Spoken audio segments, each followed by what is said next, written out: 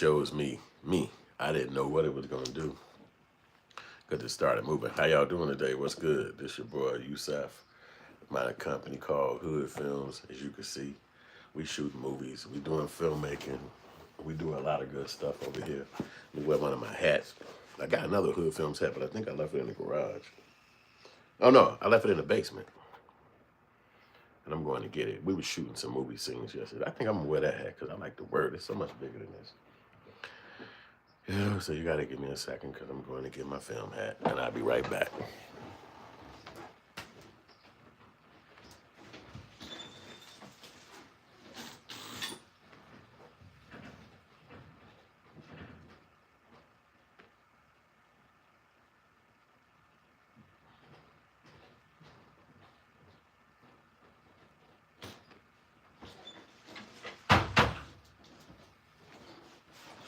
All right, see, I had to wear that hat because I got this one made in New York and I just love how big the word is.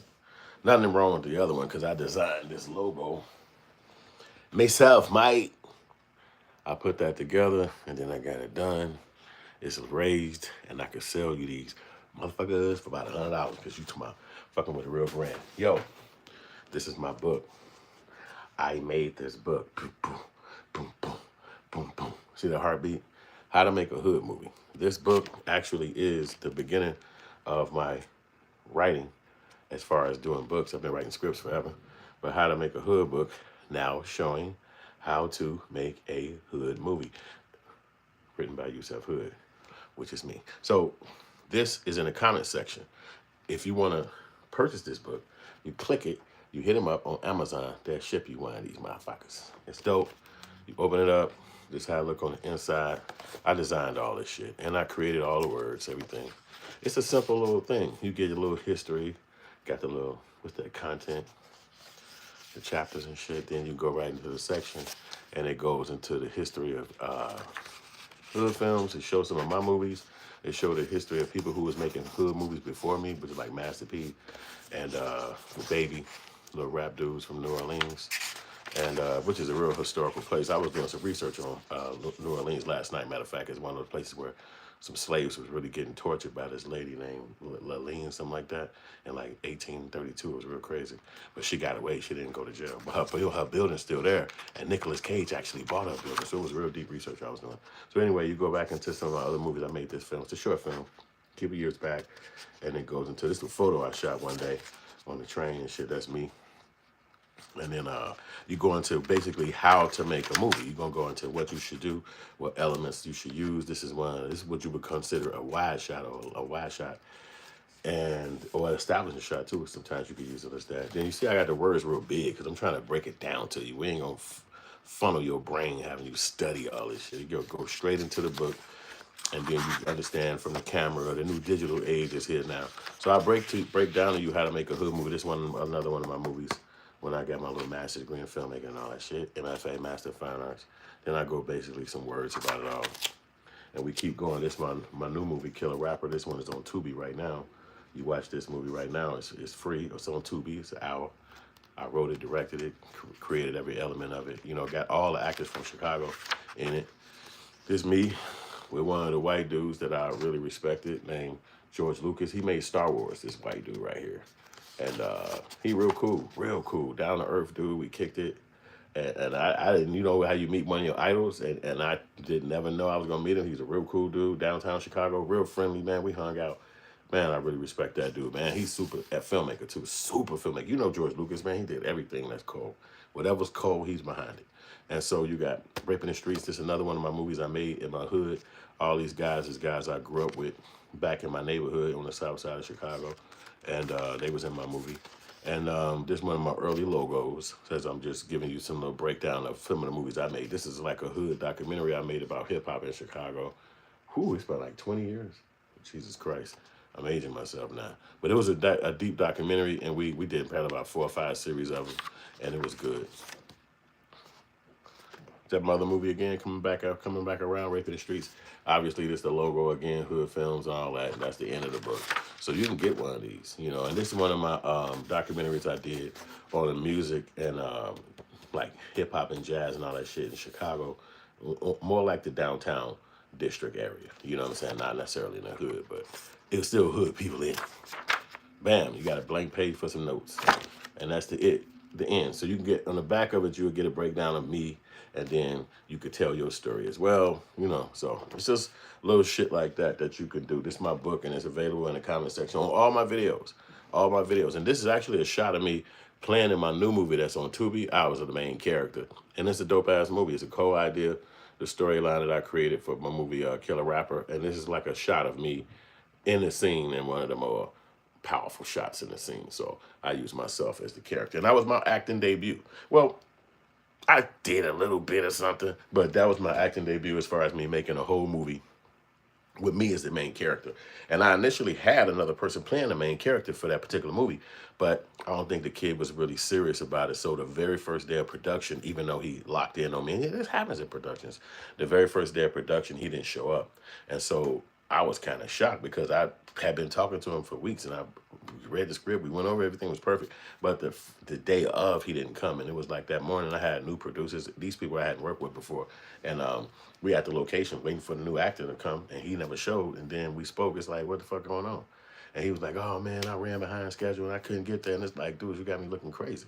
Like, I'm hiring you. Like, I hired you. You like, these other motherfuckers don't know you. He like, man, my fault, man. My fault. I'll be there at the next one.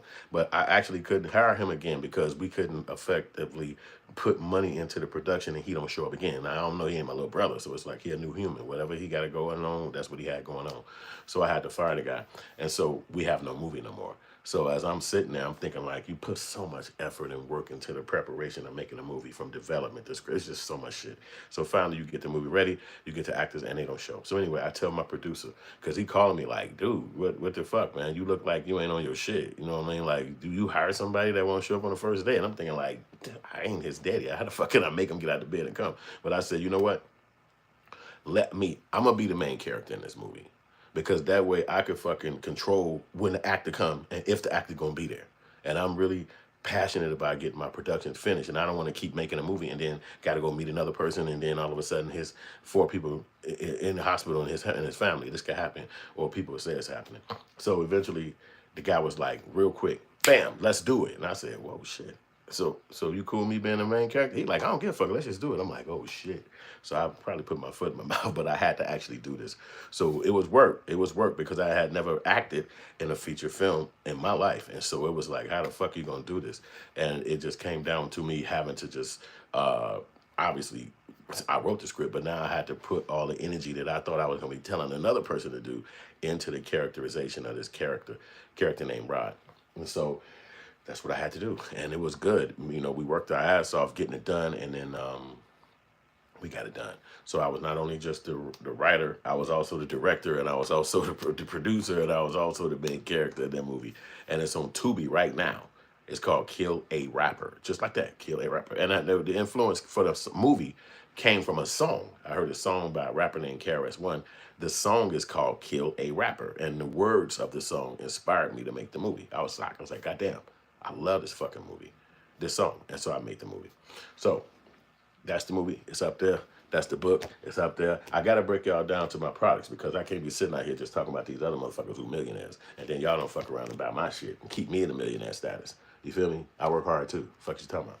So anyway, on to the first subject matter of this podcast. And I'm going to talk about, I think I put Dame Dash first, right?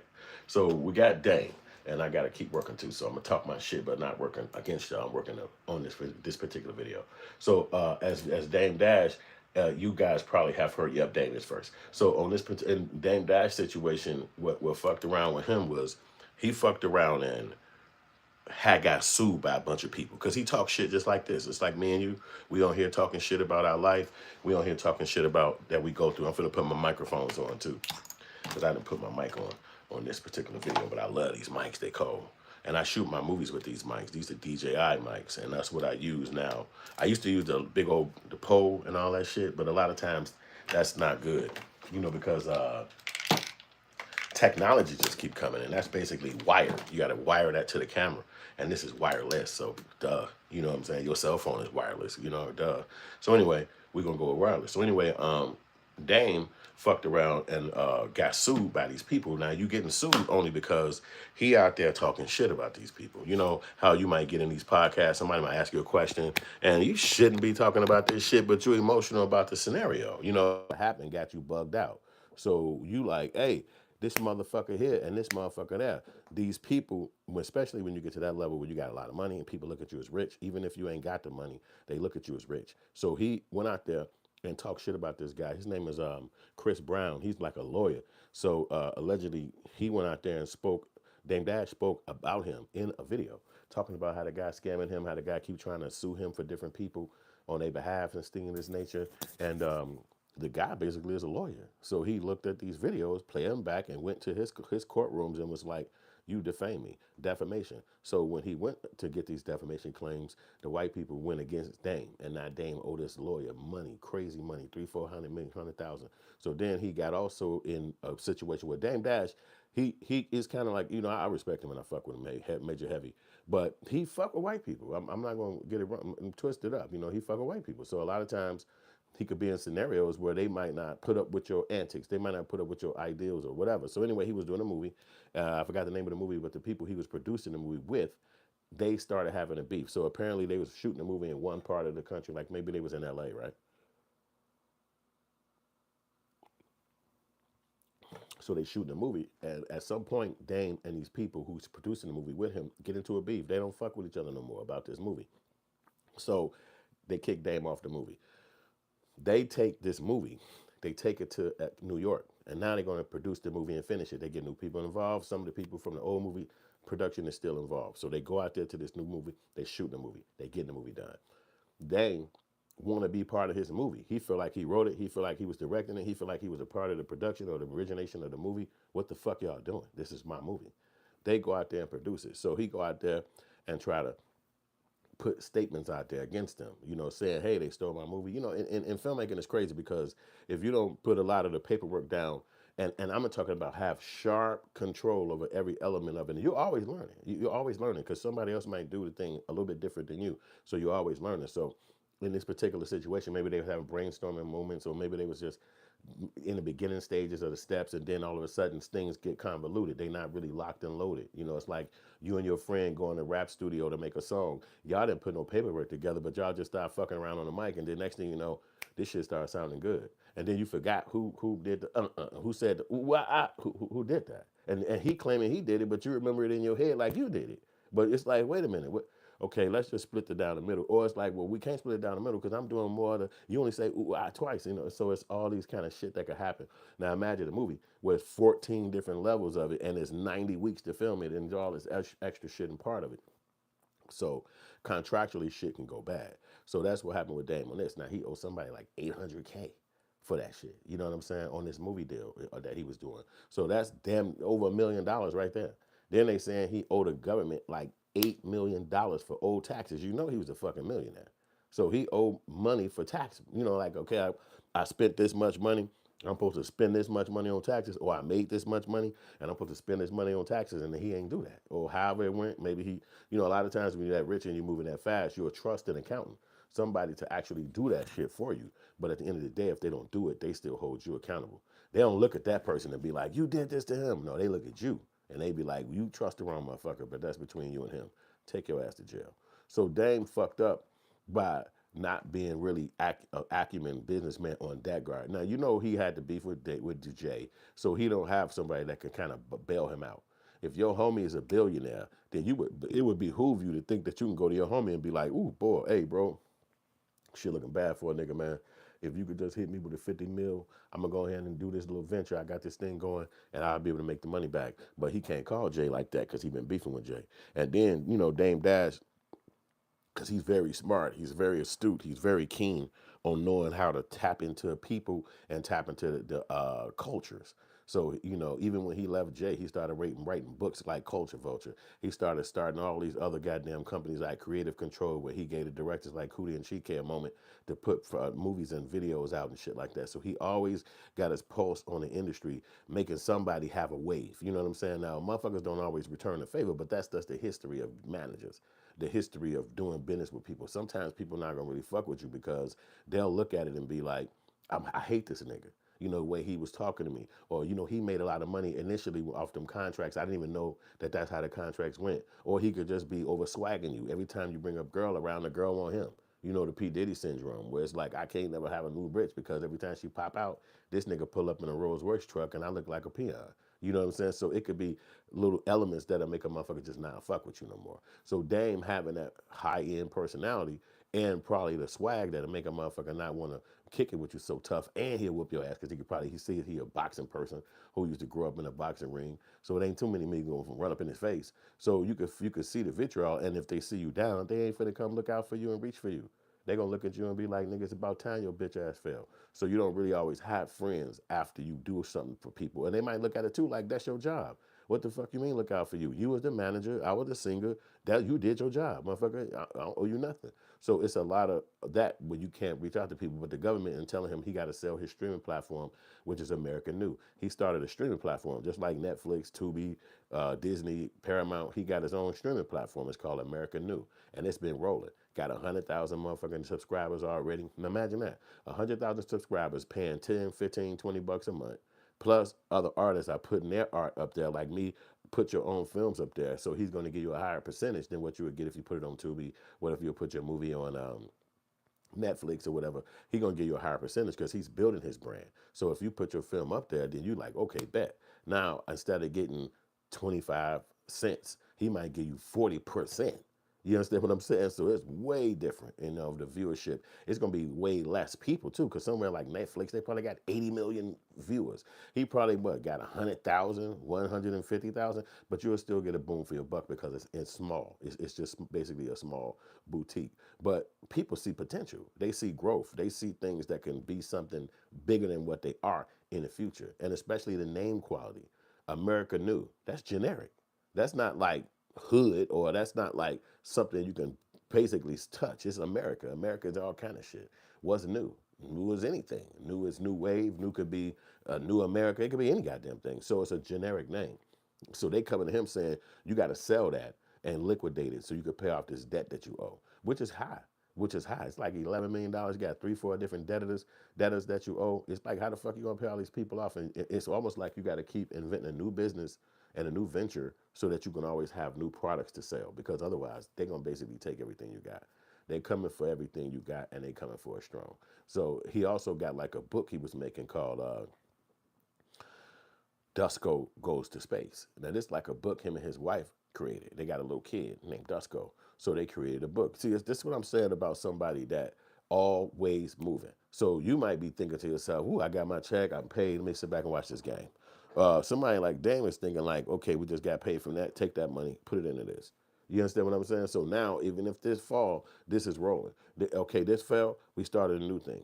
It's always creating something. You never sitting still. You never sitting back. Because imagine if he didn't start these new brands. America New, Dusko Goes to Space. He wouldn't have shit to sell. When they come in here saying you got to make the payment for this money that you owe, he can't pay it. They just gonna put you in jail and be like, well, it don't look like you can pay the debtors. You got to sit your ass in jail. Even if you file for bankruptcy, it's still these people gonna be trying to hunt you down to get payments for what the fuck you owe. So, and you still trying to build up. It ain't like you trying to go for broke or get bankruptcy and then sit and lay up under the bed. You still trying to build because you got things that you're trying to pay for, family, lifestyle that you got. So it's all about constantly creating, constantly building up something. And that's really the true testament of a boss and a businessman.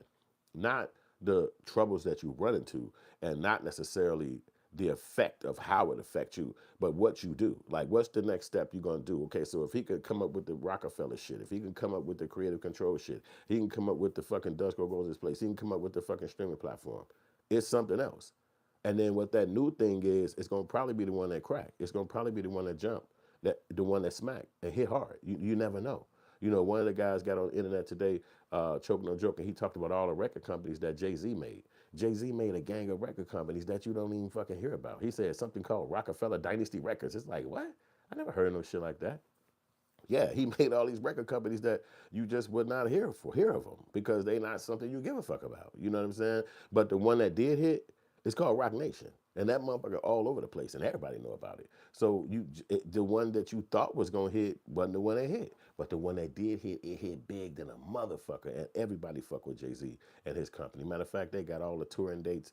They do everything related to music to this day. You know what I'm saying? He's never really left the industry because he's always had his foot in it because he was always industry bound. He always worked on being in the industry, Jay, and now he got the money for it, so he can always do what he want to do. And it's basically just getting new artists. It's getting people that's newer and haven't really had their name in the game, and you get to control what they do because they want you to do it because they know you got a credential out there, you got name quality. So when you look at somebody like Dame and you wonder like, can he ever recover from this? And I would say yeah, because look what the fuck he did up to this point. Look what he did up to this point. This nigga was able to make money from nothing, and he just getting up with Jay Z and building a brand with Jay Z. That showed his level of intelligence. That showed what he could do because Jay not don't fuck with him no more, but still Dame became a household name. Now where do they do that at? How you be a household name and you just a fucking manager? That don't make no sense. Okay, if that's the case, then who is the manager for Mary J. Blige? What's her manager name? Okay, who is the manager for fucking Kendrick Lamar? What's his name? Who's the manager for Drake? Who's the manager for Rihanna? We don't know these damn people. You know what I'm saying? But these guys, even like a P Diddy and a Drake and a Diddy, and when these guys, they was able to put their names out there and put their credential out there, and people still respect them to this day. So they was able to keep a legacy going. Whereas these other guys was just people in the industry, and they're not in the industry no damn more. So it's like that. So I respect a person like Dame because he was able to build something from nothing, and he went on and helped out motherfuckers like Dame Dad. I mean, what's the other boy name? Kevin Hart. Put that nigga in the game, and I say put him in the game. I mean, allowed him to work on his early movies. By letting him be in his beginning movies, that gave him a name in the game. And so now he can go out there and make his own shit. This is what you would call his calling card. This is what he could say, yo, here I am as my own movie maker, and I can do that. Now, this is another thing that I could say with my movie. And not just me, it's other artists around the world that have been the main characters of their films and places like Tubi and all that shit. And, I remember when Dame Dash was saying that his movie, I think it was called Honor Up, it was going to be on BET. And he was like, that's a big deal for me.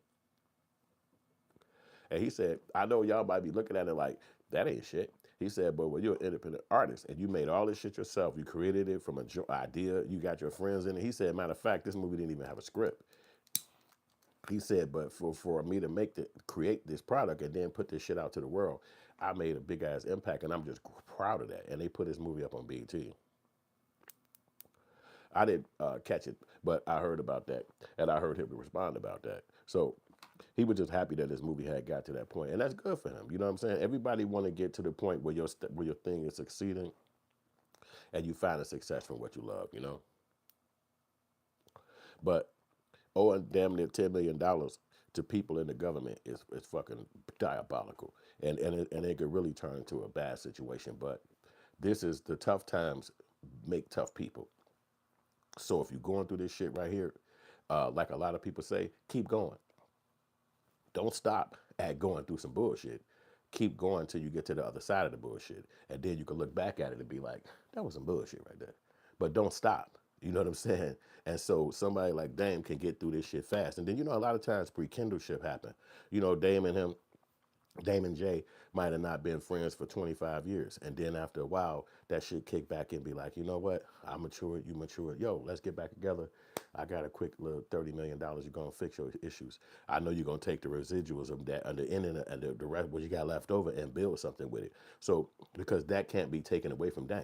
He's always been building something. He's always learned how to take anything he got. Imagine that, starting a streaming platform from zero. You ain't even got nobody in the industry. You're not like somebody who know the executives at all these streaming platforms, and you could hire somebody who finna get fired from over there and be like, okay, bring your information that you know about running a streaming platform over here. And if it wouldn't be a black person, it'd be somebody that's probably another culture. And then it's like, they coming over here to help you run your operation. Now you got to hire somebody who ain't black, but don't nobody black even work in that industry, not especially on a high level like that. So that can, I'm talking about operate one, not necessarily you work in the office of one of those streaming platforms or you got hired by somebody in some office. I'm talking about creating it, developing it, making sure that shit rock, making sure you know how every element go out, what time do the movies come in, what time do the subscriptions. It's a lot going on with that. So the people who suing him, they looking at that shit from a vantage point of, hey, that looked like money. Because remember, streaming is here now. So anything that starts off in the infancy stage, it can't do shit but grow because it's here now. It's not at the end of streaming. It's just got here. So it's like AI. It's like right on the edge. So it's like as soon as it kick off and then put its real step in the game, motherfuckers gonna be running. People gonna be walking around with their own damn streaming platform about their own self. You know what I'm saying? So it's like you could just watch my streaming shit. You know what I'm saying? So you see a lot of people doing streaming, but it's like live streaming like I'm doing right now. But when you got your own streaming platform where you could take artist products, put them on your platform, make money from ads, make money, it's just a fucking whirlwind of thinking. And it takes a lot of work to do it because how the fuck, who do you even go to? How do you even get the person to design this shit for you? You know, I'm sure there's ways, you know, you can find out in ChatGPT and Google, it's ways to do it. But imagine that he made that happen. And not only did he make it happen, he been advertising the shit out of it for the last 2 or 3 years, talking about it constantly. And everybody who fuck with Dame or listen to him know that he got this company called America New. He got this thing going. It's a streaming platform. He got the Dusko child book that's about Dusko Goes to Space. He said he sold like 30,000 or 60,000 copies within the first couple of months or first year or whatever. And that's crazy money. $10 times 60,000. Imagine that. $10 times 20,000. Imagine that. $15, $4 times 10, whatever the fuck it costs. The whole point about it is that you created something off your branding, off your name, and then money just running in behind it. And you ain't got to do shit. Just you making money in your sleep. You making money without even going to a meeting. You making money without even going to somebody's house. You just basically getting dough.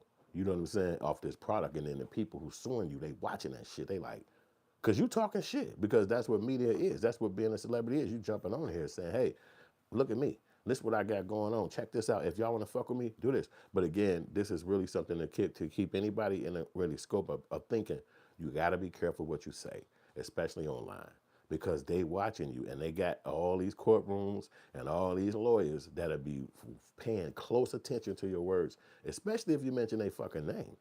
Like when he was saying Chris Brown, not the singer, I mean the lawyer. This is distinguishing a person. This is being distinguished, like that guy. You know what I'm saying? And especially if he had some cahoots with him, like he was in a courtroom with him or on the train with him. It's like, yeah, nigga, you just saw me. And then you mentioned my name online in a degrading way, suit. And that suit mean what? See, this is another thing that, and when you get to that level of business and money, just when somebody sue you, you have to pay for a lawyer. You got to pay for what they call discovery. You got to pay for the lawyer to come to court. All this shit is real. And why you paying for this shit? In order for you to pay for this shit, you got to have the fucking money. And every time you get sued, you got to pay another lawyer. Bing, bing, bing, bing, bing. So say you just made what $10 times 20,000, $10 times 30,000. It's a lump sum of that can't go to light bill, gas bill, clothes, food, travel. That shit got to go to a lawyer. And then if you got hit by another lawyer, another core portion of that got to go to this lawyer. So that take away from advertising towards the business. That take away from advertising towards this business. That take away from putting money into a new venture. What if he was trying to get into real estate and buy this? What if he was trying to buy some high-end thing that's going to flip in a few years? You can't do shit because you got lawyer here, lawyer here, lawyer here. So it's teaching you that your mouth can get you in trouble. Even though you smart, even though you can create shit, even though you got the brain power to come up with a new thing, your mouth can get you smashed and then you dead. You know, you just smoked and nothing you can do. Everybody looking at you like a goofy because you're supposed to shut the fuck up and get your money. But Dame couldn't figure that out. So now he got to pay the piper. He got to go in this motherfucker and deal with the courtrooms, deal with the money running out his motherfucking family house. He can't bring it in fast enough because you got to have name credentiality. And that's one thing I always would think about Dame Dash that I thought was stupid. I thought this was one thing that Dame Dash didn't do.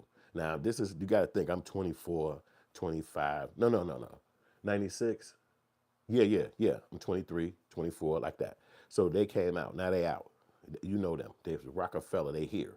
And so you started recognizing Dame because, you know, Diddy had already did this, you know, dancing in the videos. You heard the whole story. So everybody, you could almost say like this was a blueprint now. This was like a rap blueprint. If the manager wanted to be in front of the camera, it was a way to do that. So now we know who the managers are. We know who Baby is. We know who a lot of these people are because Diddy kicked that off. Before, nobody gave a fuck about no manager. Matter of fact, it was movies out like The Five Heartbeats where the manager got fucking, they ran out on him and shit like that. And then when he tried to get the group back, he got crashed by the car. There's a whole bunch of story about how the managers get shitted on in the music world. So in the hip hop world, which is our own thing, this Diddy thing happened. You had a boy in LA, Suge Knight, mad at it. But now a new era of rappers came. You got Jay, you got all them, and the manager was a part of the game now. So now he pop out, and so Dame is this new manager guy who's behind the scenes on Jay, the CEO of Rockefeller. But we seeing him. He in the videos. He doing his thing. He popping shit. They doing video talk.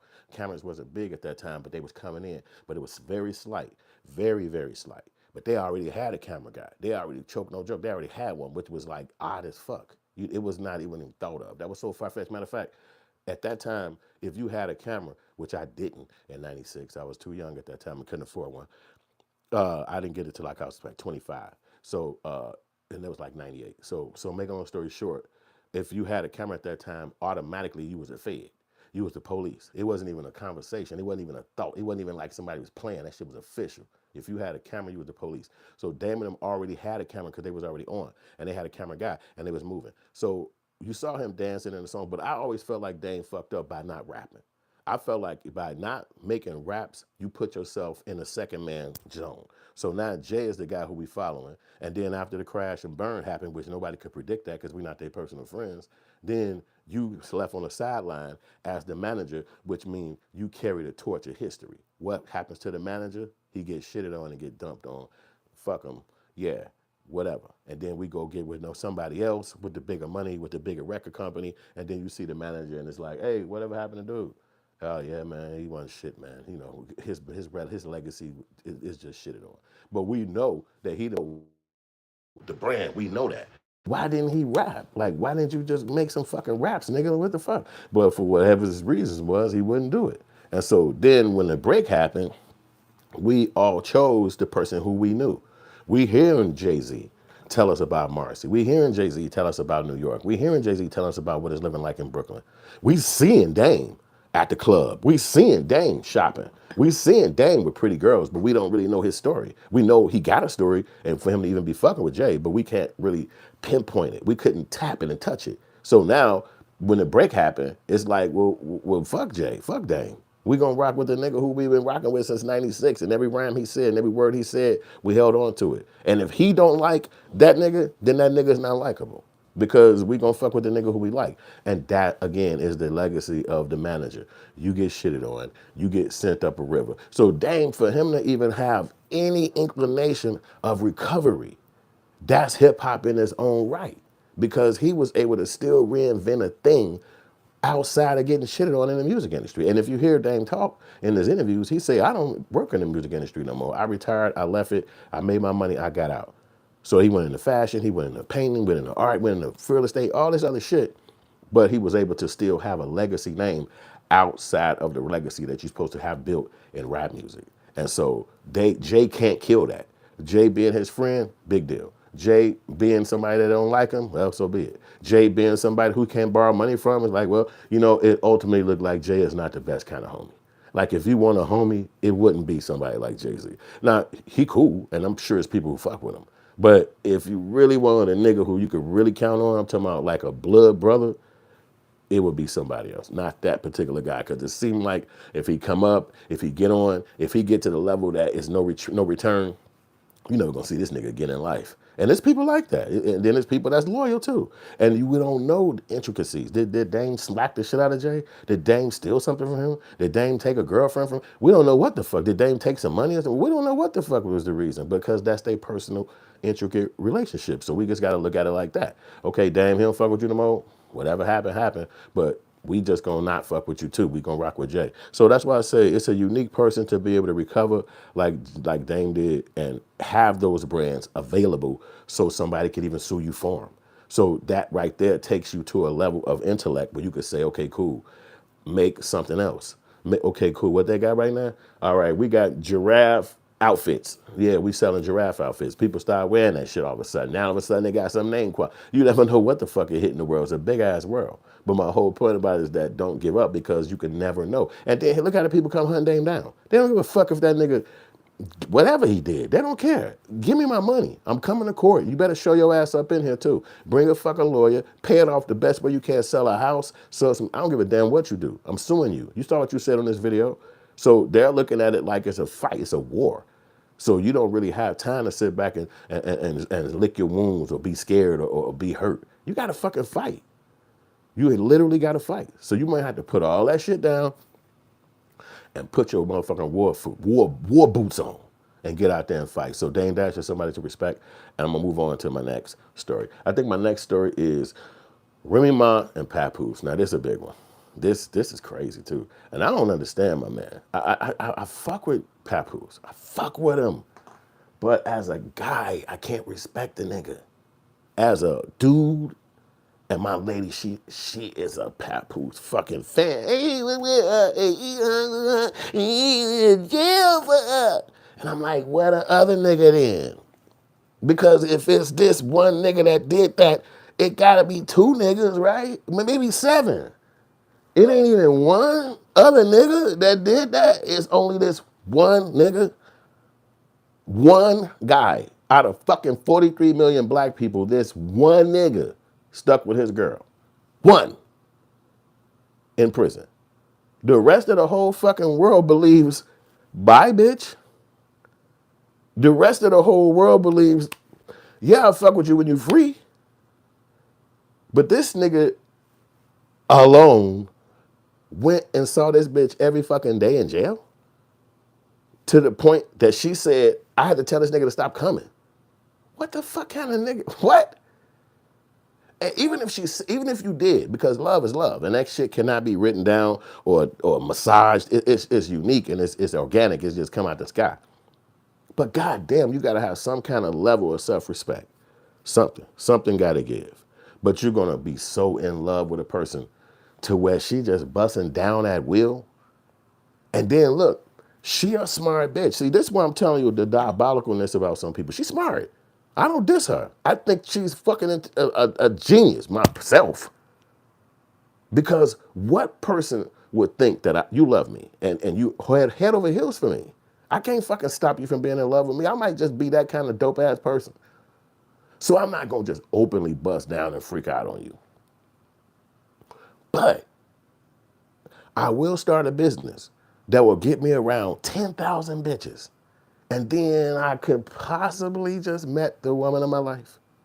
So I think that's what she did with the rap thing. She made a freestyle battle system so she could have access to hundreds of men. He should have saw this shit coming. This nigga should have been fighting the fucking sky like Rick, like in Boys in the Hood every goddamn day. When she said I'm starting my own rap thing, he should have been going to fuck crazy every damn house. Oh, fuck that. Ain't gonna be no rap shit. Anything coming this motherfucker, I'm watching every motherfucker you talk to. He should have been on top of that shit. But he was like, girl, you smart as hell. Yeah, do that shit. And she's sitting back like, what the fuck this nigga just say? Do that shit. Okay, baby, here go the LLC. This is my logo, and we gonna rent out the thing down there. What the fuck? You got this shit already going? Well, yeah, because I thought you was gonna say yeah, so I just been moving. This nigga got no brains. So I can't understand how you be that in love with a woman and you ain't got no brains. You ain't got no self-respect. And so I get it. You fall in love with a person, but come on, this been damn near 2 decades, my nigga. And you gotta have some kind of self-respect. You know, and I guess the whole internet wanna look at her and say, oh, she ain't shit. She bogus.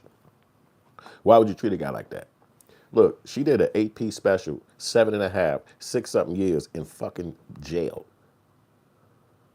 Who the fuck knows what that was like? All of us been free that time frame she was in there.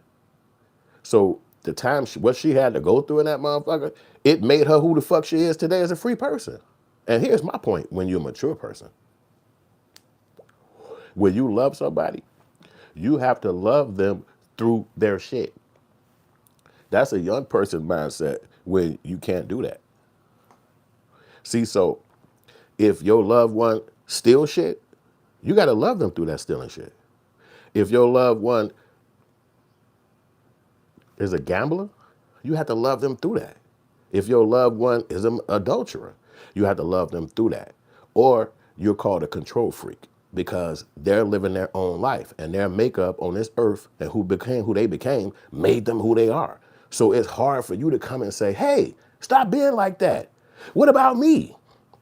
The fuck about you? I like you, I fuck with you, but my heart tick this way, my brain tick this way. It can't change because of how yours tick or but your overzealous loving or feeling of I gotta be in your life every day. It's not gonna change me. I'm who I am. So if your woman is the kind of person that could be that smart that she can go create in a brand and thinking like a business, a company that can have her around thousands of men who are willing to pay to be a part of her event. They're not sitting around just standing in line talking about some pick me, pick me. They paying a fee, whatever it costs to get in there. They sending in mixtapes. They believe that this is a real thing. This is something that's around now. Chrome, I think that's what it's called. The freestyle, that shit is a real thing. So she's a genius person for creating this brand, but the brand just get her around thousands of men. It's just like if I say, okay, yeah, I'm a filmmaker and shit, but I really only do music videos. Big booty girl music videos. That's all I really do. And so all of my casting is gonna be big booty bros. So my lady gonna be like, well, who is these chicks? Oh no, they acting, they gonna be in a new video and shit. I'm doing a video for Lil Rabbit. You know Lil Rabbit song coming out. So 14 girls, I gotta cast them and see which ones. Eventually you might just meet the girl who be like, oh my God, man, she make me laugh. She just, man, every time I'm around her, man, my heart feel different. And so you creating this, you don't have to fucking do that. You can do something else. But if you specifically go create this, then you're specifically looking for a result. What that result might be might even be shocking to you. You might not even do it openly and think you're doing it. But this is going to come behind that. If she got a rap league that got 1,000 men or 40 men or 31 men applying, then that's going to mean that a lot of those guys gonna look at her booty and look at her see-through shirt and look at her a whole outfit of lace and be like, this bitch fine in a motherfucker. Hey, you know what? Can I just take a picture with you? You know what I'm saying? Like anything, because she's gonna pull in that type of person that's gonna look at her as attractive. So what you gonna do is sit back as a man and be like, no, fuck that. Ain't no pictures with my wife. Ain't no, man, yo, anybody send a rap, it come through me. I'm the nigga who you send the music to. He could have probably set some shit up like that in the beginning, but now that it's rocking and rolling, he probably ain't got shit to do with her company. He probably ain't got no ownership in it or nothing. He just her husband. So it's available to have her access to these men so she could sit back and just pick them out. Now, she could have been sitting in jail the whole time. When I get free, I'm going to have a rap league. She probably couldn't see this element of it. Or she probably the whole time was thinking, this nigga think he finna lock me down. When I get this motherfucking rap league popping, watch his ass get the fuck back because there's going to be 10,000 niggas in my face. You just never know how that worked. But I will say, if she's smart enough to come up with that motherfucking rap league, that bitch is smart as hell. And this is where he should have saw that at. Like, yo, we married. It's no way you should be starting a business that's gonna have you 35 men in your face, 100 men. Because think about it, it's a rap league. It can't do shit but grow. It's only going to be another rapper every day. It's only going to be a new person trying to be in a rap game every week. This is a part of the world. So it's always going to be somebody trying to come up. So it's all it takes is for her to be and she probably like younger men. You just never know. But at the end of the day, if he love her, let me go back to it. If he love her, you supposed to fuck with her even in that. You supposed to be like, bet. Get your easy to block Captain Row on, and by not giving a fuck, that'll run her back to him. That'll run her back. Shit, hey, you with him, I got the babies. What you mean? You ain't mad? I don't give a fuck about that shit. You remember you was locked up all that time? I get it. Shit, you still my motherfucking wife. I don't give a fuck what you do. You can move in with that nigga. And she gonna pull back like, hold up, this nigga ain't mad about this shit like that. No, don't leave no hickeys on my neck. No, I ain't spending the night. You know, because but at the end of the day, if you out here pissed off, you all online like this bitch, I wrote all her rhymes, and then it was me, nigga, when she said boop, bop, boop, boop, boop, that was me in the back. That ain't even her voice, boop, with the reverb on that. It's like, what my man talking about? Bro, relax, nigga. You put your heart into something, that's okay. And look, we was kids, and I never even heard this line until I got grown. And I sang this song, shit, I can't tell you how many times. It came out when I was 19. And he said, it was LPP. It was a song. It was like 1993, I think. I was like 19. And he said, I never even heard this at this time. I heard this when I got older. I was probably like 30 something when I heard this lyric. But at the time, I was singing it all the time. He said, never put your heart in a part that spreads apart. This shit was like fast rap. So I never heard it. It was like, never put your heart in a part that spreads apart. It was nothing I even caught. And I was old as fuck. And then I said, wait, what the fuck he said? Wait a minute. Never put your heart in a part that spreads apart. Wait a minute. He's saying don't put your heart in a pussy. I'm like 30. You know what I'm saying? I've been singing this song 12, 13 years and the lyrics went right past my head. By hearing it, it catch you a little bit. It's like, wait a minute. Never put your heart in a part that spreads apart. That's actually fucking true. Because you can't control the girl. So as soon as you fall in love with her and give her all your motherfucking everything, she could fucking break bad on your ass if you want to. And I remember, oh man, when we was kids, I had to be like 11, no girlfriend. You know, I'm like a kid. Like I'm singing New Edition songs. I need a girlfriend. I'm a little kid. And my father used to be like, hey, if a woman say no, that mean no. She could change her mind at any time. You're a little kid like, I can't change my mind at any time. And he used to be like, if a woman change her mind, she get to change her mind at any time. And my old man, he a dude, so he'd be like, you could be getting ready to stick your dick in her. Put your dick in. As soon as she say no, that mean no. You sitting back like, what the fuck, you crazy? If I'm finna I'm gonna push my shit. You know, you're a little kid. You know what I'm saying? Thinking of the scenario that he giving you. But as you get older, you understand by watching TV and all this shit that, and he used to say this all the time, not like once. It would be like, yo, if a woman say no, it's no right at that moment. And if she has the right to change her mind at any time, he always say this shit. So now you get grown and then you get to see that. So nobody told Papoose this shit. That a woman get to change her mind at any time. So you married to her, you moved in with her, you been put decades into this shit, and then she changed her mind. And now you sitting back like, bitch, what the fuck you talking about? I'm finna beat your ass. I'll get my gun. No. The country, the whole world, they agree. The woman changed her mind at any time. And it's a perfect example with Diddy and no girl. She was fucking freaking out with the nigga, paying the fucking people. It's her ass who was, he paid for her crib. It was a combination. She left him, got remarried to another motherfucker, and all them thoughts started coming back in her head, and that nigga in court right now. She changed her mind. She stopped liking it. She stopped wanting that fucking have a memory of it. And now you gotta pay. And that's really the same thing was happening with Papoose and this girl.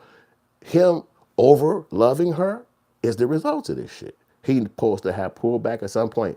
I'm not saying lead a relationship or quit her, but I'm saying pull back a little bit more self-respect, a little bit more stamp on how shit need to be going. But in a relationship, you never know the dynamics, but you could tell by her, a common conversation. She said, you don't make no money. I'll make all the fucking money. Blah, blah, blah, blah, blah, blah, blah. So it's like, but if it was the opposite, most men make more money than a woman, and nobody's gonna scream that out in a relationship. You're gonna see no NBA players saying, this broke ass bitch. That you don't say that. Most times it's the opposite way. But in this predicament, the girl makes more money than him, and that's her claim to fame to diss him. But then he got a new relationship with the Clarissa Chills girl, and he got the same results. Like another girl make more money than you. So you can obviously see that brother is dealing with pain. He can't even take time to himself. Now imagine that. You just came to a fucking jail to visit somebody every fucking day by her appointment. And she says she told you to stop. Then you go decades with this woman. And then the break happened. You in a new relationship, my nigga? That's showcasing no self-love. That's showcasing no self-love. You hate being by yourself. You hate the moment where you just with you. If that happened, you feel depressed. You feel like the life just ended. It has to be somebody else that stimulates you, somebody else that make you feel like, I got a reason. So I'm finna make this song, I'm finna get up, take a shower. It has to be somebody else. And so these are the reasons why the pain comes so strong. Because at the end of the day, you married that woman. And if she come to the point where it's over, it's over. And you can't fucking be mad at that. It's something happened in the relationship, it stopped it. But you still free. You still alive. You still could walk. You could smile. You could jump. You could be happy with the sky. You could be happy with the water. You could fucking go be happy. You could make songs. You could do any damn thing. But you can't control a woman. And when she say it's no or stop or it's over or I quit or that's enough or that's the one, that's it. And that's the self-respect. By taking your $47 and keeping that shit to yourself and maybe paying for your little one-room apartment or one room in this place that you gotta fucking stay in, make that self-respect come. Then the Clarissa Shield bitch pulling up with fucking limos like, you ain't finna live in here. I'm finna get you your own crib. You ain't gotta move in my mansion. This yours right here. We paid it up already. I'll visit you. Your kids is welcome over here. it'll be different than when you just got to be like, I left her crib, and you can see where a girl say, I packed all your shit up. It's sitting over here in the front room, but you ain't came and picked it up in a year. She got a video out where she's saying she packed all his stuff up. It's nothing but bags. She said, and I did it real smart. I got the hats right here. I got the jerseys right here. The starter jackets right here. Like she did all this, and it's like nothing but bags. But imagine your kids walking through that house, and they got to see daddy's shit all packed up by the front door. Now, he ain't went and picked it up, but you know why, right? He ain't got no real place to take it. If you had your own crib, you'd have pulled up with a truck the day she said she had that shit and be like, throw all that shit in the back of my truck. Boom. Self-respect. But by leaving it there, it's like, okay, I'm gonna come over there and come get you. Look in that bag. It's my sweater's blue with the the star on the back. I need that. I need that. And she like, I can't find that shit, hoe ass nigga. You know what I'm saying? So you gotta, I would say, being by yourself for a minute, learning you. That's it. Learning you, relearning you. Because if you was in a relationship with somebody, you're going to lose a bit of yourself. It don't matter who the fuck you are. We all humans. We ain't no boxes. We ain't no jackets. You know what I'm saying? You're going to take on attributes and feelings from another person that you're around because that's just the humanology of life. You understand what I'm saying? You're going to take on, you be around your homies and they might be saying a word and shit. And next thing you know, you saying a word. And then you be at work or around your cousins 3 weeks later, you saying a word around them. And it's just how we are. It's the human traits. So taking a break and taking a breather and taking a moment just for you is critical. That shit's important as hell. It ain't even got nothing to do with the girl. It's just for you. What about your children? You coming around them snapping on their ass and shit because you still mad at the mama. You basically saying, I'm sorry, y'all. I'm sorry. Hey, I'm sorry. You got to keep saying that shit. You know what I'm saying? So I just believe that the brother should have took a little time for himself and just took a break because you came out of a long-winded relationship and it was tumultuous. And a new girl, you think she got time to be talking about your ex? Imagine that if you never been in a relationship and you got this new relationship and all he talk about is her. Every time he sees some shit like, yeah, and then look, we was watching the game and the same thing happened. Somebody dunked in that game me and her was watching. Like every fucking conversation and shit. Damn, you turn right just like her. Y'all be turning right. You be like, what the fuck, man? Stop, bro. Come on, man. You going a little extra. Set. Yeah, philosophy ever hustle. Hey, boy, you got a cold ass name. The Don. You say she say my smart and dangerous. She is.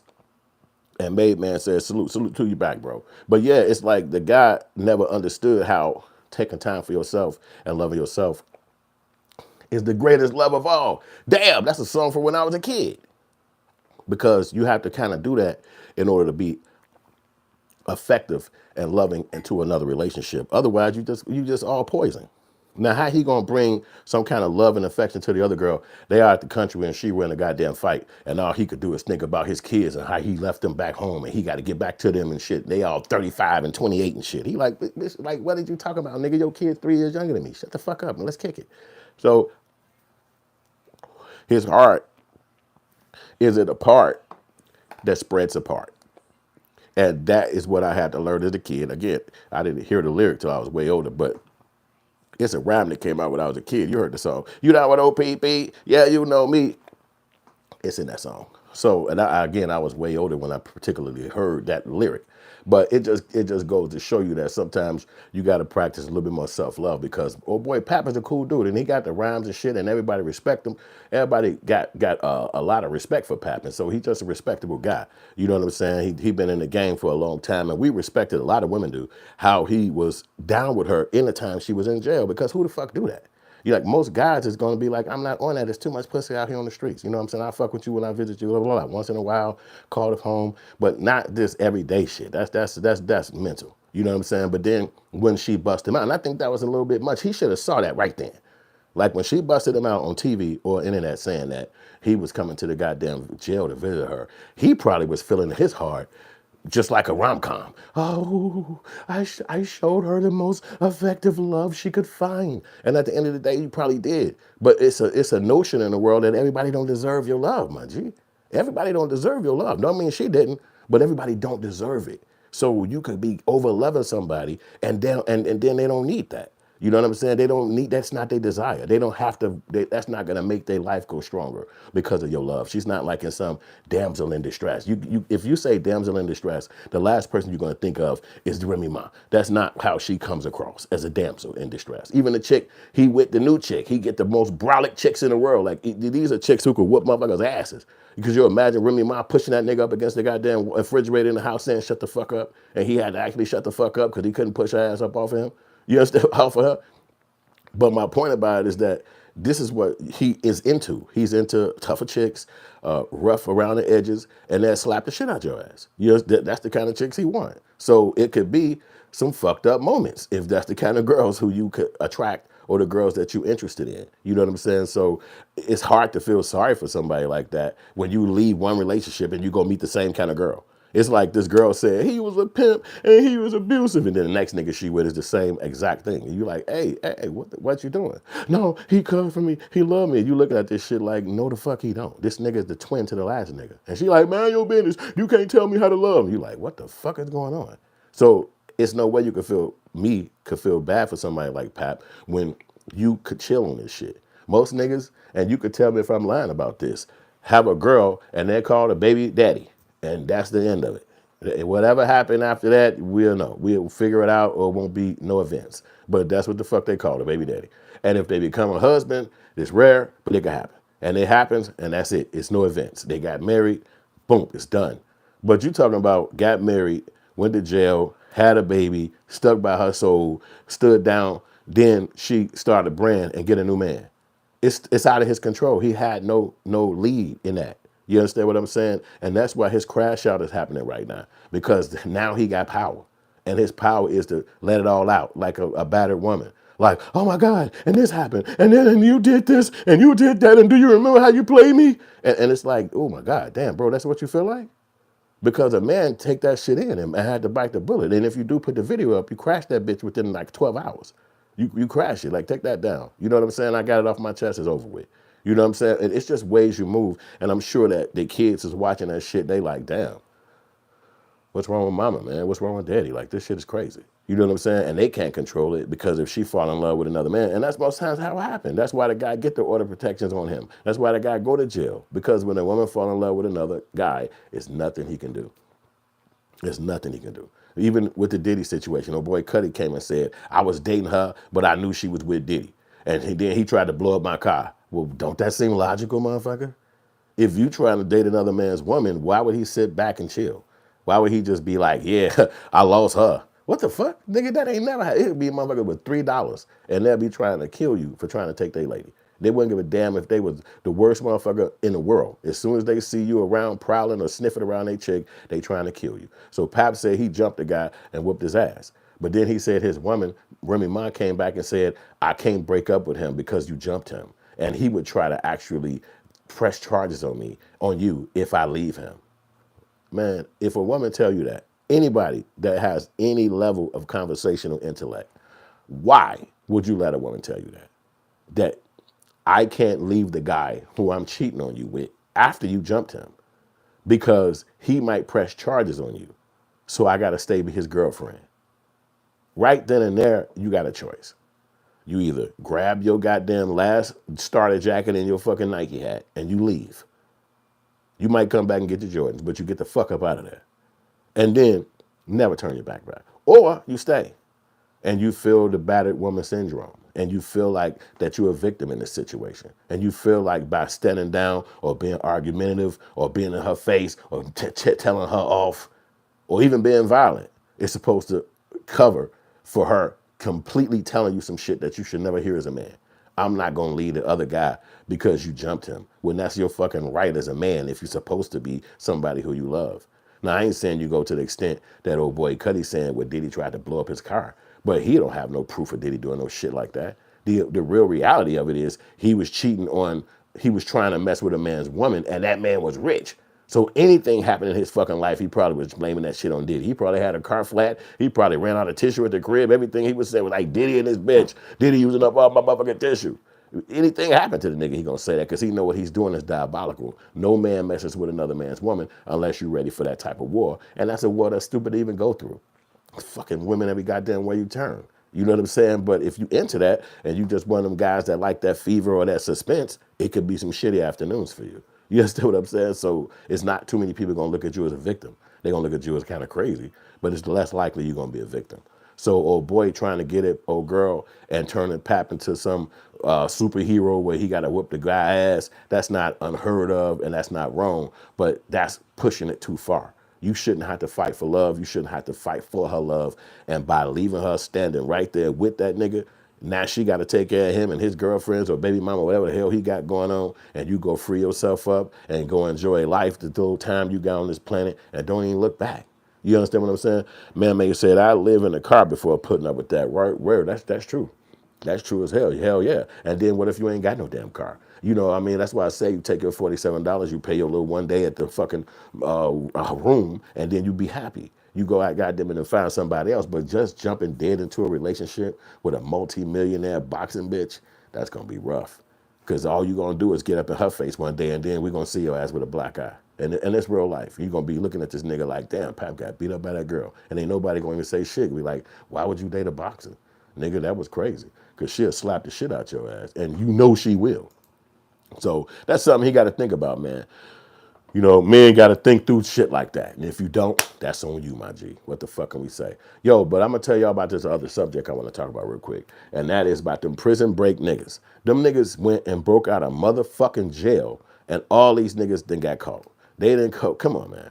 10 niggas break out of fucking prison up in goddamn Louisiana, and they had a hole right there. You see the hole back there? That little hole right there is where a sink is, a normal big ass sink from a jail. And they had a motherfucker who worked at the jail who was like a maintenance man.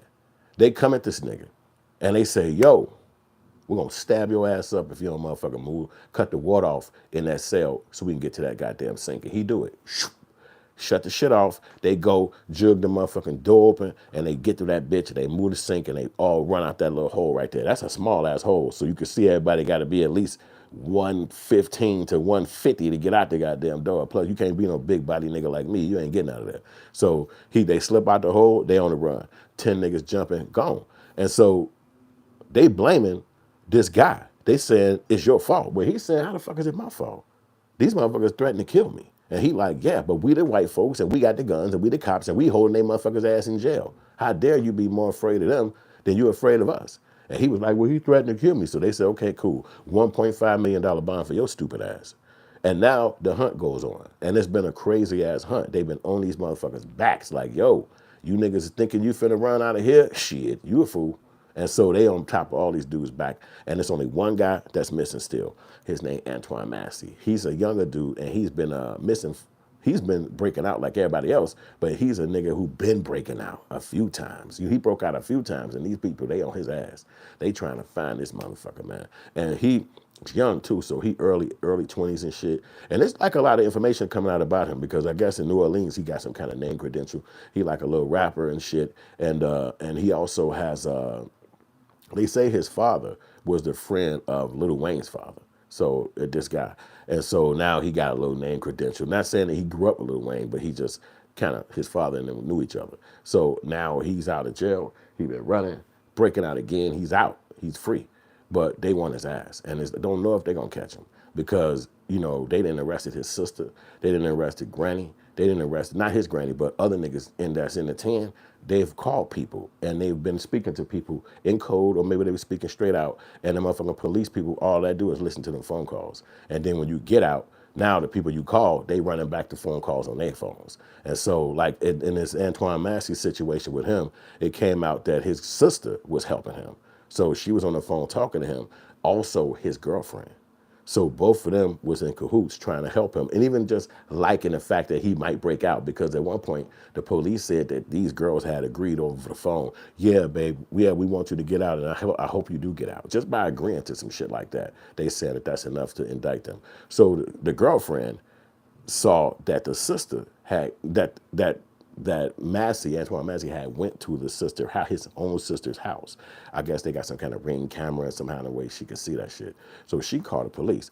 Yo, they over there. He over here, I'm seeing him. So they swoop on the sister crib, he gone. They can't find him. So they hit the news. They arrest the sister saying you was talking to him on the phone. You didn't let us know.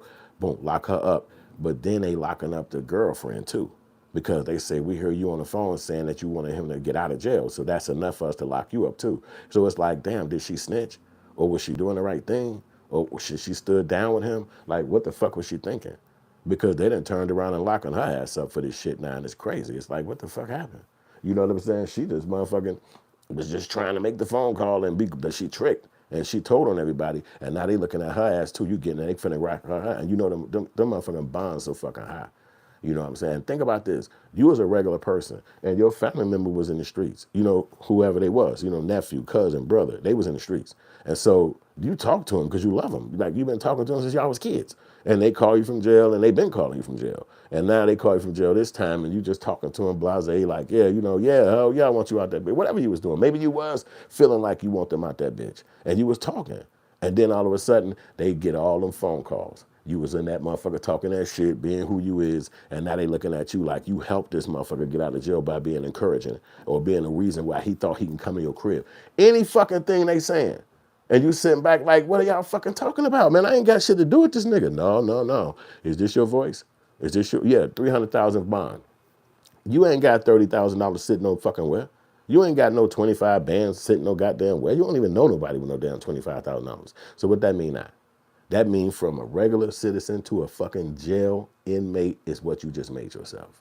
And you stuck because remember, New Orleans, you gotta have the money. So that means you gotta get you a regular lawyer or one of them public defenders. I mean, you really just smoked yourself. And here's another part about it. When they're arresting those guys, they're asking them, how the fuck did you get out? What did you do? And they telling. Are they snitching? Or they in jail any fucking way. Like my granny, she called me. I called my grandma. I called my sister. You know, are they telling? Like, how the fuck these niggas, is how the police finding out? You understand what I'm saying? But when they're arresting these guys, obviously they gonna say something because they know they finna get hit upside the head with a new crime, a new case, and it's bogus. And it's like, damn, they smoking the shit out of me, man. I'm finna get hit. Okay, yeah, that was my sister, my auntie, man. She called, I called down there, and she said, ooh.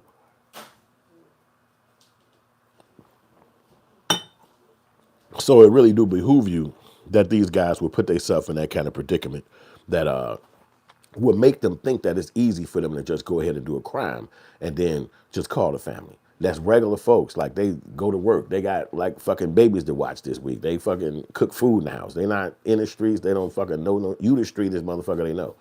And they used to know you, and your ass used to like reading books and playing watching WWE. Like, you was a fucking kid. But now today you street dwelling and you a street runner, and all of a sudden you got them caught into some shit, and ain't nobody got $5. You understand what I'm saying? So that this is one of those situations that anybody could find themselves in. You know, you're not gonna not fuck with your family because they get locked up. You're gonna actually feel more brolic to want to fuck with them because these are some things that you can't control. If they lock him up, if he go to jail, if he come out, you can't control that shit. You know what I'm saying? You can just love your family, but if they lock him up, then it puts you in a predicament that you got to try to support them or not. You know what I'm saying? So most times you're going to want to support them, but you see what support can get you. It's a different time right now, man. You know, the world is different. You know what I'm saying? Like, they really are trying to lock motherfuckers up for the things that you would assume is a normal life. You know, like, it's not nothing you would think that they would want to come after you for. But yeah, phone call to your person or family member that's in jail and talking to them about the possibility of them getting out of jail literally just puts you in cahoots of a fucking crime. And they looking at it like the first thing they finna do is come grab your ass and arrest you. And you sitting at the crib like, I just was about to go play the lottery and shit and get me a pop from the gas station. Like, I really don't have nothing to do. Like, I'm regular life as hell. Now you sitting there in a jumpsuit, eating some fucked up food. And you know you're not going to speak to the family member who already locked up. They're not finna bring them to court. They're not finna have y'all talk. You ain't going to be in the same jail with them. None of that shit. You just gonna basically be locked up, and y'all probably talk in the future. It's really horrible. It's a harsh thing to accept. It's a harsh reality. Are you mad at that family member for putting you in this stupid ass shit when you got to pick the kids up? They know you work. What the fuck did happen? But it's the reality that we all got to face because we all love our family. So that's one of those things that you got to think about when you Got a family member that's in the streets. How much are you willing to put in to support them? Because all these people gonna do is throw the book at you. They not finna be friendly. They not finna be cool. Even that guy who his kid got killed by one cop and then he took his car and went and drove and killed another cop. They not being friendly to that dude. They not being nice. You see, they come to court. There's 30 cops in there.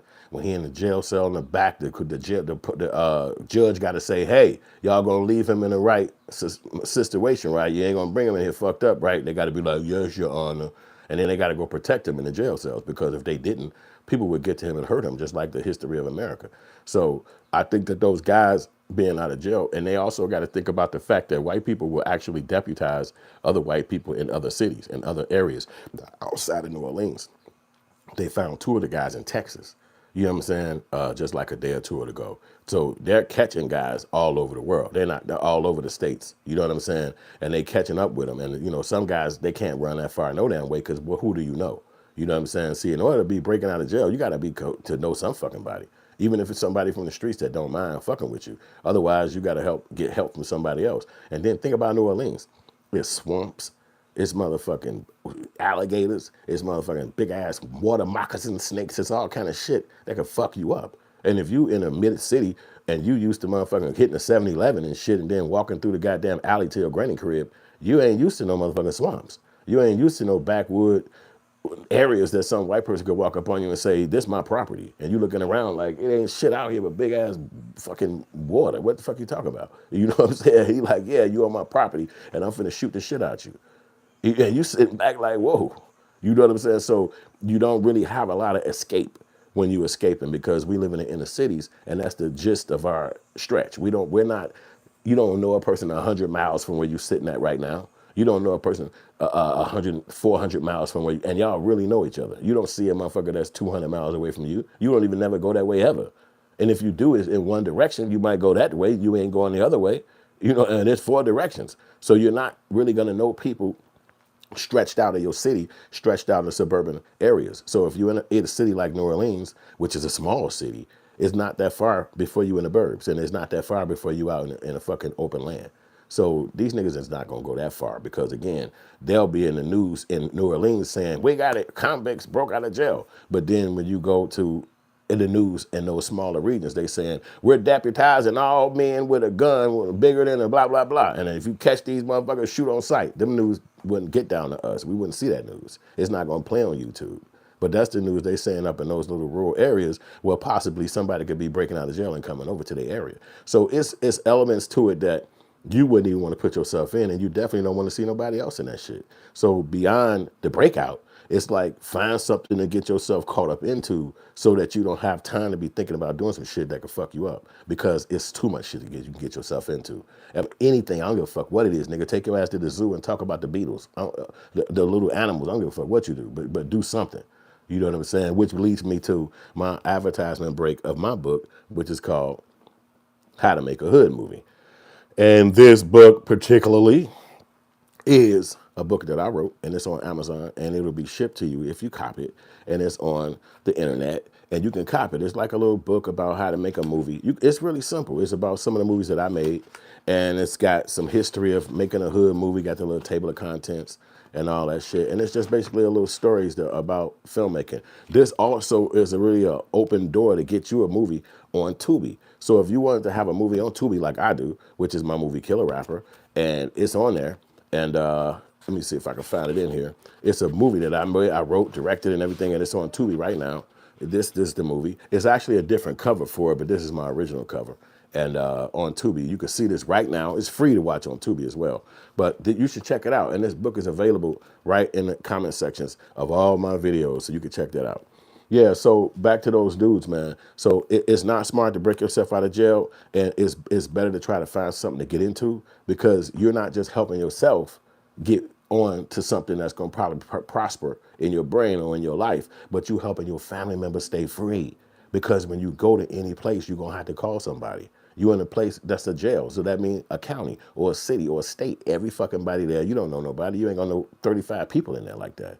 You know what I'm saying? So, and it could be some small towns, but you're still going to have stretches of people you won't even fucking know.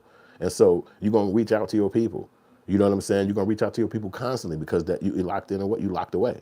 So you're really putting them in harm's way if they feeling like they mostly love you and they mostly want the right thing for you. So it should be a way where you could catch yourself and be like, you know what?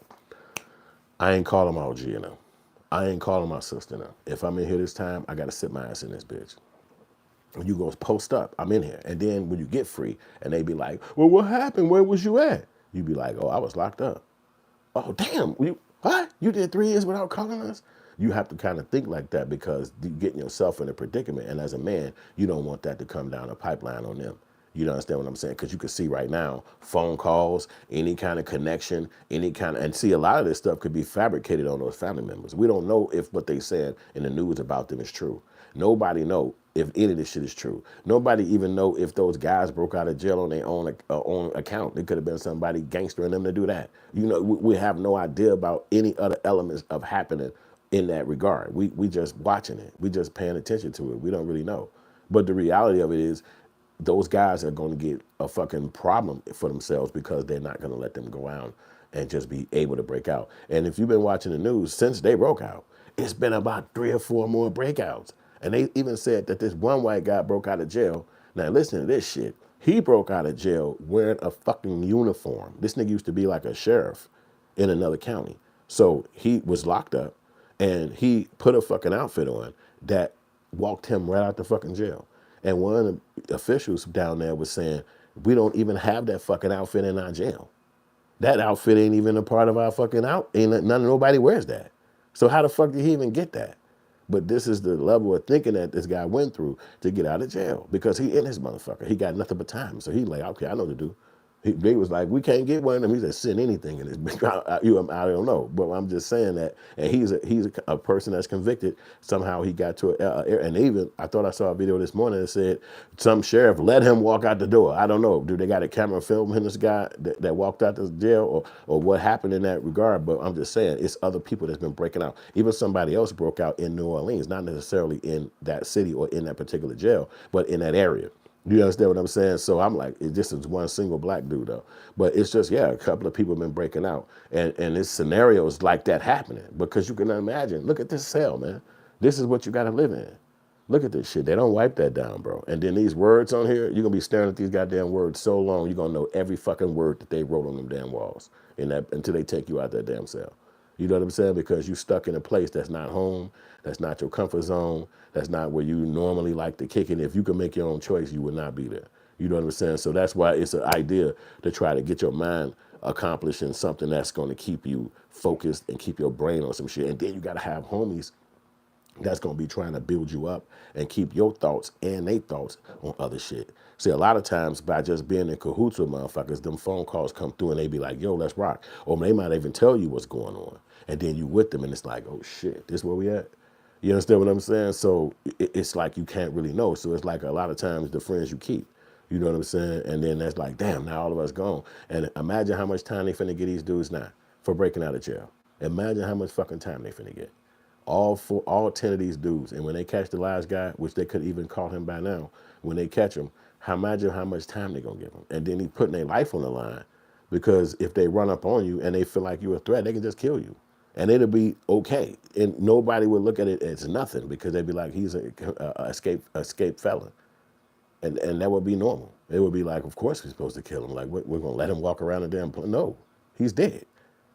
And so now your family about to do time in jail, all because no reason. You just was outside. You know, it's like, where's the thinking? And then imagine the people who work at the jail.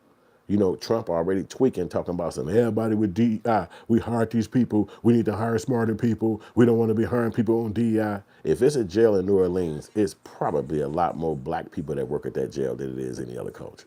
So you got a jail in New Orleans where a lot more black people work and they going crazy about DEI. Then 10 people break out that particular jail where a lot of black people work and they all tweaking about DEI. So now you come into this jail and they're going to say, fire everybody. Fire the top broad all the way down. Now we're going to put a gang of new people in there and they're going to be white people. And they're going to be people walking over that jail like, we'll bust your damn head if you move funny in here. And you in that motherfucker like, whoa. We used to have all black officers. Now we got nothing but white people. And it'll be, cause why? Because 10 people broke out that jail. So they looking at it like that shit is ran wrong. That shit is ran by DEI. We not having that. And so everybody fired. And then we put in all new people, even all the way up to the attorney general, to the fucking mayor, to the governor, all new people. And now it's a jail ran under the ideas of no more DEI, no more of that shit. And it's just something we gotta all think about if we care about that shit. So I'm gonna go ahead and let this video rock out. I rock with y'all though, and I appreciate y'all checking this video out, rocking with me. Check out the book if you get a second. Check this out. It's going to be in the comment section and all that good shit. It's called How to Make a Hood Movie. You can also get your movie on Tubi by watching this joint. It's really short. It's not a lot, but it's really a lot of knowledge in this joint. So check it out. And I appreciate y'all watching this video, man. See you later.